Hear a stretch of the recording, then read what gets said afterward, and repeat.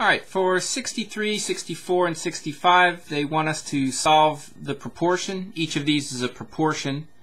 A proportion is a comparison of two ratios. This is the ratio of 2 to 3, 5 to x, etc. But anyway, I'm just going to approach them as algebraic equations. You're trying to solve for x, which means get x all by itself. And the book and many books advocate using what's called cross products, where you multiply across the equal sign in a diagonal manner.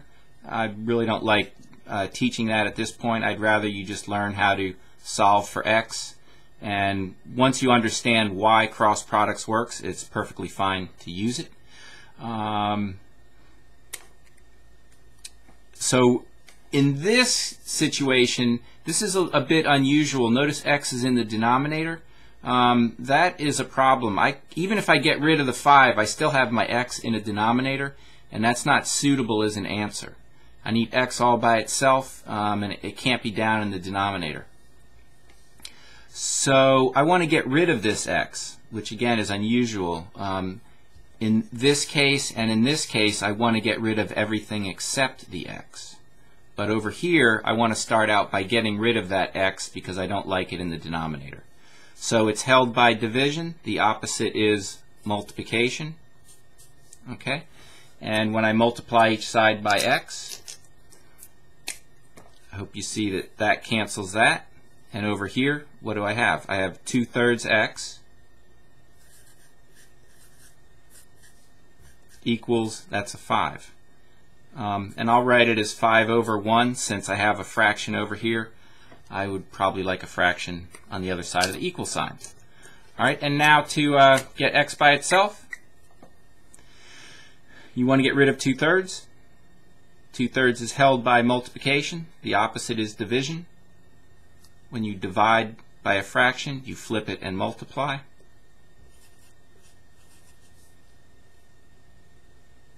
You have to do the same thing to each side. Nothing will cancel. Over here, those always reduce to 1.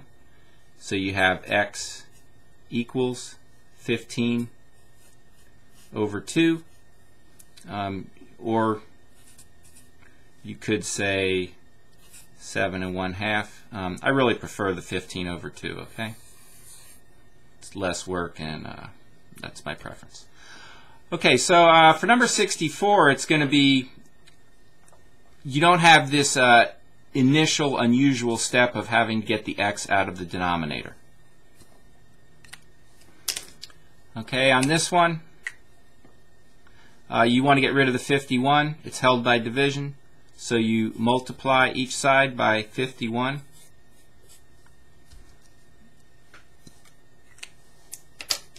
And that's really 51/1.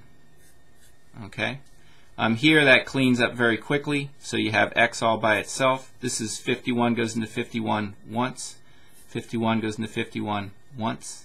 That's what I'm always doing when I say it cleans up. That's what happened over here. 3 goes into 3 once. 3 goes into 3 once. 2 once. 2 once. But you can see why I don't go through the details of that every single time. Okay. So anyway, back over here, you can reduce before multiplying. You might not catch it right off, but 3 times 17 is 51. And I kind of noticed the 1 in the ones place. And 3 times 7 is 21. Even if you didn't pick that up, you would just multiply 51 times 4 over 17, and you would see if it cleaned up nicely by dividing. But let's go ahead and reduce this. So 17 goes into 17 once. 17 goes into 51 3 times. 3 times 4 is 12. Okay. Again, if you hadn't realized that they could reduce, you would have said 4 times 51 is 204 over 17. So you would have tried to divide by 17. It goes in once.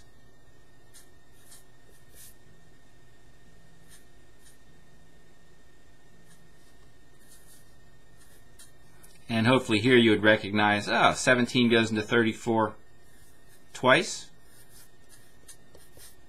Sorry, I'm getting off my screen, but you don't really need what's down here because you saw that it would still get you to a 12 either way. Okay? And then looking at number 65 here, you want x all by itself. You could do it in two steps. You could say, well, I'm going to get rid of the 3, multiply each side by 3, and then come back and divide each side by 4. But I'll just do it in one step. I want to get rid of 4/3. 4/3 is really held here by multiplication. And maybe I'll mention this. I'll lose a little bit of this, but I just want to say 4/3 can also be written 4/3 x. This means the same thing as this. Okay, the x can sit up top or it can sit down on the side. The one thing it can't do is drop to the bottom. Okay, if it's in the denominator, it's telling you that whatever you have gets divided by x, and that is not the case. Okay, but it can sit up top or it can sit in the numerator or on the side. Anyway, I want to get rid of 4/3. It's held by multiplication. It means I'm going to divide. When you divide by a fraction, you flip it and multiply. So, yep, 3/4 multiplied by 3/4. And things are going to clean up quickly. 3 goes into 3, 4 goes into 4. You have x all by itself. Nothing reduces. So you have 27 over 20. And I am perfectly happy with that answer. If you want to write 1 7/20, that's fine as well.